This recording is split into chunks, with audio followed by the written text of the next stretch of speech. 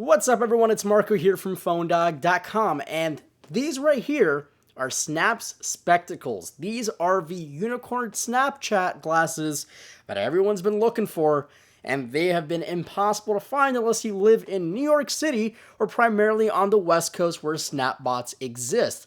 I picked these pair up at CES 2017. I've used them for a while now. I'm not a huge Snapchat user, but I have used Snapchat a whole lot more thanks to these guys. So here is my 2 cents and my full review of Snap's new spectacles. So when you first take a look at these Snapchat spectacles, they definitely just look like a pair of goofy sunglasses. But if you take a look at the left and right side, you'll see something a little odd. On the left side, you kind of don't see anything. You just see maybe a little bit of a stripping of LEDs and a button on top of the top frame on the left side, and then on the right side you do see a camera. So you obviously think that, yeah, you could probably take photos or videos. But spectacles have one purpose in life, well actually really two purposes in life, and it is to take video and be sunglasses. So basically pushing the left button on the left hand side will let you take a 10-second snap, and every time you press it you will extend your snap by 10 seconds up to a 30-second snap, obviously in 10-second increments when you import it onto your phone. Now when you push the button on the left, you'll see a ring and LED, and then on the inside of these sunglasses, there's also a little notification LED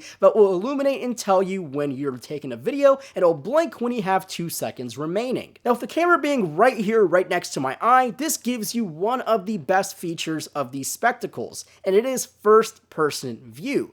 Basically, if you're an avid Snapchat user, you probably take a lot of videos and post them on Snapchat every day. And the idea of spectacles is, well, the best camera you have is the one you always have on you. And if you're outside doing errands or running errands, then you're most likely going to have sunglasses on if it's sunny outside anyway. And if you see something interesting, instead of pulling out your smartphone and taking a video, you just hit this little button right here, and boom, you have a 10-second snap with video and audio. Now, it doesn't record in any specific resolution. We do know it's HD, and the video kind of follows a circular format. So if you're watching the spectacle video on an iPhone or an Android device, you'll see something very strange when you're watching the snap. In any orientation, the video will kind of shift a little bit, but you'll never lose the orientation. If you flip it to landscape, you actually see a little bit more of a wider image than you are in portrait mode, but it doesn't flip around, it just sort of swivels. Now that's a really cool feature, and it's definitely a status quo thing you have when people see your snaps. Now let's talk about the spectacles themselves. Price-wise, they are $139. That's quite a lot of money for a pair of sunglasses, and especially ones that feel this cheap and poorly made. They're very cheap plastic. They feel like you could probably buy them for like $2 off a street vendor in like Shanghai or something. The lenses get scratched very easily, and I mean, obviously they look really goofy, and they definitely look goofy on me because of this bridge right here and the shape of my nose. But that kind of misses the entire point of spectacles. Spectacles are meant to be fashion statements. They're meant to be Snapchat users' best friends, and they are definitely that. And if you're a very committed Snapchat user, $130 is not going to be a whole lot of money for you, especially if you use Snapchat on an hourly or maybe 10-minute basis. You're making snaps every single day. Now, the battery life on the spectacles kind of vary how much you use it. Sometimes I don't have to charge it at all one day. Other times I have to charge it multiple times a day. The battery itself is about 137 milliamp hours. Now, the case is actually a built-in charger as well, and it has a much larger battery that has the capability of recharging your specs around 4 times. You can also recharge the spectacles themselves. On the left-hand side, right behind the hinge, there's actually the same magnetic port that's found on the case. So overall, the spectacles are a very niche product. I mean, if again, they're $130, that's a lot of money for a pair of sunglasses,